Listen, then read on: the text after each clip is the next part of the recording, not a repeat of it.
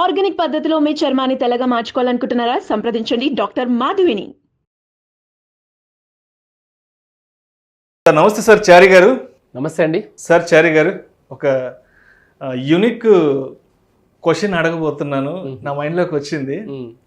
ఒక స్టాక్ యొక్క సామర్థ్యం అనేది ఎంతవరకు ఉంటుందంటే దాని యొక్క పవర్ హైట్స్ అనేవి ఎంతవరకు ఉంటాయి, దాని ద్వారా వచ్చే బెనిఫిట్స్ని, దాని ద్వారా వచ్చే ప్రయోజనాల్ని ఏ విధంగా పొందవచ్చు అంటారు? స్టాక్ యొక్క పవర్ ఎంత అని అంటున్నారు మీరు. అంటే ఇప్పుడు స్టాక్ యొక్క పవర్ ఎంత అని కరెక్ట్గా అడిగితే అది అంతులేనంత. ఒక మాటలో చెప్పాలంటే, అంటే స్టాక్ అంటే ఏంటి? ఒక బిజినెస్.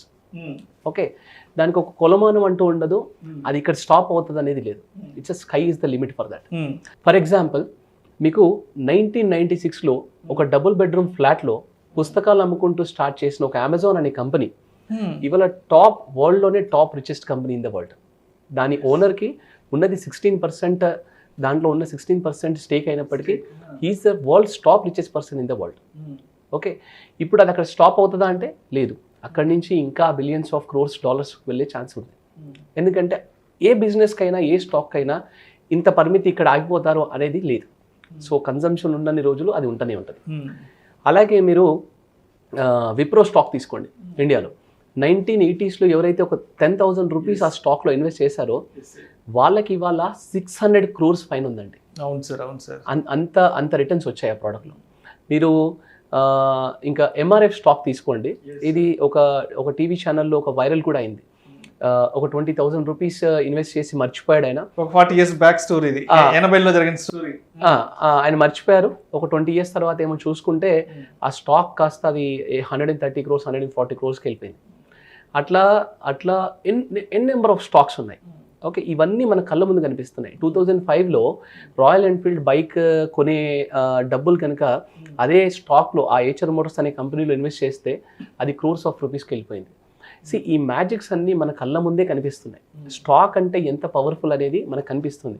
సరే, ఎక్కడెక్కడో వరల్డ్లో ఉన్న కంపెనీస్, పెద్దగా గ్రో అయిన కంపెనీస్ని పక్కన పెట్టండి. ఫర్ ఎగ్జాంపుల్, మీకు ఇంకా క్లియర్గా అర్థం అవ్వాలంటే, ఒక బిజినెస్ యొక్క సామర్థ్యం ఎంత అనేది మీకు అర్థం అవ్వాలంటే మీ సుమన్ టీవీని తీసుకుందాం. ఓకే, 8th anniversary మొన్న జరిగింది. మీది 8 years అయిపోయింది. 8th anniversary మీ ఎండి గారు ఏమన్నారు? 8 years బ్యాక్ మీ ఛానల్ స్టార్ట్ చేసిన రోజు అర్ధరాత్రి 12 గంటలకి 1 గంటకి లేచి $1 $2 యాడ్ అయింది. రెవెన్యూ చెక్ చేసుకునే వాళ్ళు. అలాంటి సుమన్ టీవీ ఇవాళ ఎన్ని ఛానల్స్ ఉన్నాయి? ఎన్ నెంబర్ ఆఫ్ ఛానల్స్? దగ్గర 200 ఛానల్స్ ఉన్నాయి. 200 ఛానల్స్. ఓకే, అండ్ దాని కింద ఎంతమంది వర్కర్స్ ఉన్నారు? 100 మంది స్టాఫ్ వర్క్ చేస్తున్నారు కదా. అంటే ఆ రోజు 8 years బ్యాక్ మీ ఎండి గారు అనుకున్నారా ఇంత వేల మందికి నేను ఉద్యోగం ఇస్తానని, ఈ కంపెనీ 200 ఛానల్స్ పెడతానని అనుకున్నారా? లేదా ఇవాళ నెక్స్ట్ 5 yearsలో మీకు వెళ్తున్న బిజినెస్, మీకు వెళ్తున్న ఫ్లోలో వరల్డ్లోనే top digital company and digital channel మీద అవుతుందని చెప్పేసి మీరు ఏమైనా ఆపగలుగుతారా? మీరు అటువైపే వెళ్తున్నారు, అటు ప్రయత్నం చేస్తున్నారు. అంటే ఇది ఒక బిజినెస్, దీనికి ఒక లిమిట్ అనేది ఉండదు, దీని గ్రోత్కి ఒక లిమిట్ అనేది ఉండదు. ఇది చాలా క్లియర్. ఇది ఈవెన్ వ్యూవర్స్కైనా, మీకైనా, నాకైనా తెలిసిన విషయమే. కానీ మీరు అడిగిన సెకండ్ క్వశ్చన్ చాలా ఇంపార్టెంట్. అంటే స్టాక్ అనేది ఎంత పవర్, అది చాలా పవర్ఫుల్ అని అందరికి తెలుసు. కానీ దాని అడ్వాంటేజ్ ఎలా తీసుకోవాలనేది క్వశ్చన్. ఇది చాలా ఇంపార్టెంట్ పాయింట్. ఇక్కడ నేనేం సజెస్ట్ చేస్తానంటే, మీరు ఏదైనా ప్రోడక్ట్ని కన్జ్యూమ్ చేయాలి అనుకుంటే, అది ఏదైనా సరే, మీరు జనరల్గా మీరు టీవీ కొనాలనుకుంటున్నారు, వాషింగ్ మిషన్ కొనాలనుకుంటున్నారు, ఫ్రిడ్జ్ కొనాలనుకుంటున్నారు, లేదా కార్ కొనాలనుకుంటున్నారు. ఫర్ ఎగ్జాంపుల్, మీరు ఎంత రీసెర్చ్ చేస్తారు? ఫర్ ఎగ్జాంపుల్, మీరు ఒక 10 లక్షలు పెట్టి ఒక కార్ కొనాలనుకోండి. మీరు ఎంత రీసెర్చ్ చేస్తారు? ఏం రీసెర్చ్ చేస్తారు? ఎలాంటి రీసెర్చ్ చేస్తారు?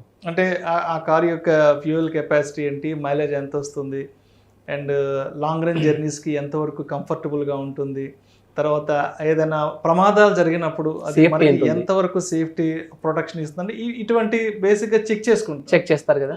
చెక్ చేసినప్పుడు అంటే 10 lakhs రూపీస్ మీరు ఆ కార్ మీద పెడుతున్నప్పుడు మీరు జనరల్గా ప్రతి కంపెనీకి వెళ్తారు. మారుతికి వెళ్తారు, టాటాకి వెళ్తారు, హుండైకి వెళ్తారు. ఇలాంటి కంపెనీస్కి అన్నిటికి వెళ్ళి చెక్ చేసుకుంటారు. ఏ టైర్స్ వాడుతున్నారు, సేఫ్టీ ఎంత ఉంది, పెట్రోల్ కన్జంప్షన్, ఇవన్నీ చూస్తున్నారు. అంటే నథింగ్ బట్ మీరు ఒక కార్ను ఒకటి చూస్తున్నారు, కానీ నథింగ్ బట్ మీరు ఆ కంపెనీని కూడా మీరు అనాలిసిస్ చేస్తున్నారు మీకు తెలియకుండానే. ఓకే, ఇంత అనాలిసిస్ చేసిన తర్వాత మీరు ఫైనల్గా ఆ పర్టికులర్ కార్ దగ్గరికి వెళ్ళి మీరు కొంటున్నారు అంటే చాలా అనాలిసిస్ ప్రకారం మీరు నమ్మకమైన మీకు నమ్మకం కుదిరింది కాబట్టే మీరు అనుకున్న పారామీటర్స్ అన్ని కుదిరినాయి కాబట్టి మీరు అందులో వెళ్ళి కొంటున్నారు. నేను ఏమంటానంటే now you are a consumer. 10 lakhs పెట్టి కొంటున్న కార్లో 5 to 10% you become a owner of that company. ఈ స్టాక్ మార్కెట్లో ఉన్న ఒక అత్యద్భుతమైన అవకాశం ఏంటంటే మనం కన్జ్యూమ్ చేసే కంపెనీ మనకి ఓనర్ అయ్యే అవకాశం ఇస్తుంది. ఓకే, మీరు 10 లక్షలు పెట్టి కొంటున్న కార్లో ఆ పర్టికులర్ కంపెనీలో, for example Tata company car కొందామని మీరు డిసైడ్ అయ్యారనుకోండి, 10 లక్షలు పెట్టి అందులోంచి 5% కానీ 10% కానీ తీసి ఆ కంపెనీ యొక్క స్టాక్ కొనేసేయండి.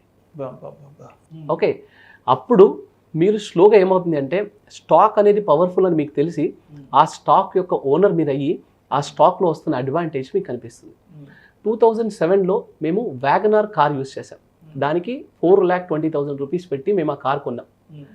10 years తర్వాత ఆ కార్ అమ్మినప్పుడు మాకు లక్ష రూపాయలు వచ్చాయి.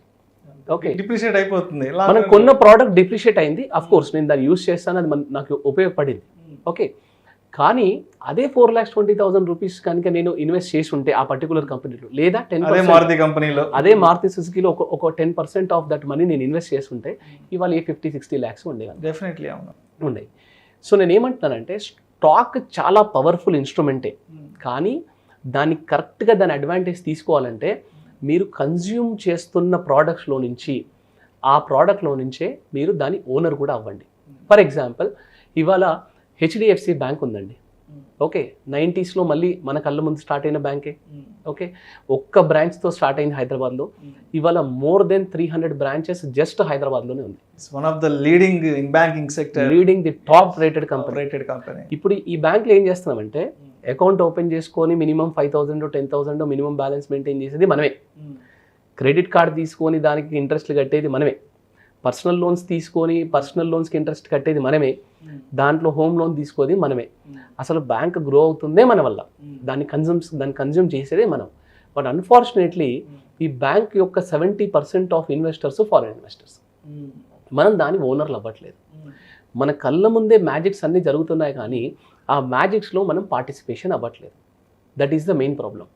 నేనేమంటానంటే రేపు పొద్దున మీ సుమన్ టీవీ అయినా సరే ఒకవేళ స్టాక్ లాగా వచ్చారనుకోండి, ఐపీఓకి వచ్చారనుకోండి, లిస్టింగ్ అయితే కనుక మీరు ఫస్ట్ చేయాల్సిన పని ఏంటంటే యాజ్ ఏ కన్జ్యూమర్, నేను యాజ్ ఏ కన్జ్యూమర్ మన వ్యూవర్స్ అనుకోండి, లేదా యాజ్ ఏ ఎంప్లాయీ అనుకోండి, as a consumer of Suman TV అనుకోండి, ఏదైనా సరే నేను ఫస్ట్ ఆఫ్ ఆల్ మనం ఏం చేయాలంటే కొంత మనీ మన దగ్గర ఉన్న మనం ఒక 10 lakhs రూపీస్ ఆ ప్రోడక్ట్ మీద యూస్ చేస్తున్నామంటే 5% of that money you just go and by that stock. So ఆ స్టాక్కి నేను ఇంతకుముందు అన్న కార్ అనుకోండి, నేను ఇంతకుముందు చెప్పిన బ్యాంక్ అనుకోండి, లేదా ఏదైనా సరే, అది టీవీ అనుకోండి, ఫ్రిడ్జ్ అనుకోండి, ఎందుకంటే మనము ఆ ప్రోడక్ట్ కొనే ముందు, దాన్ని యూస్ చేసే ముందు మనం దాన్ని నమ్ముతున్నాం, దాని మీద మనం చాలా అనాలిసిస్ చేస్తున్నాం, దాన్ని కన్జ్యూమర్ అవుతున్నాము, దాని మీద అనాలిసిస్ చేసామంటే ఆల్రెడీ మనం దాన్ని నమ్ముతున్నాం. కాబట్టి అదే పర్టికులర్ కంపెనీలో we should become a owner.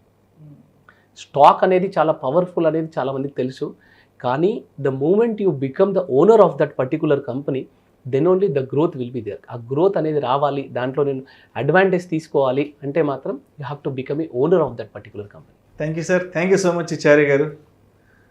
ఇవాళ మీ ద్వారా ఒక యూనిక్ టాపిక్ గురించి మాట్లాడుకునే అవకాశం కలిగింది. అంటే ఎప్పుడు స్టాక్స్ గురించి రెగ్యులర్గా మాట్లాడుకుంటాం, స్టాక్ మార్కెట్ ఇన్వెస్ట్మెంట్స్ గురించి, లేకపోతే ఇంకొక మ్యూచువల్ ఫండ్ ఇన్వెస్ట్మెంట్స్ గురించి మాట్లాడుకుంటాం, కానీ బట్ ఒక స్టాక్ యొక్క శక్తి సామర్థ్యాలు ఏంటి, దాని పవర్ అనేది ఏ విధంగా ఎలా ఉంటుంది, ఆ పవర్ యొక్క హైట్స్ ఏంటి అనే దాని గురించి ఇవాళ మీ ద్వారా నేను తెలుసుకోగలిగాను. మన సుమన్ టీవీ ప్రేక్షకులు కూడా చాలా మంచి బెస్ట్ ఎగ్జాంపుల్స్తో కూడా ఒక లేమ్యాన్కి కూడా అర్థమయ్యే విధంగా మీ విశ్లేషణ తెలియజేశారు sir. Thank you so much Chari garu. Thanks అండి. Thank you.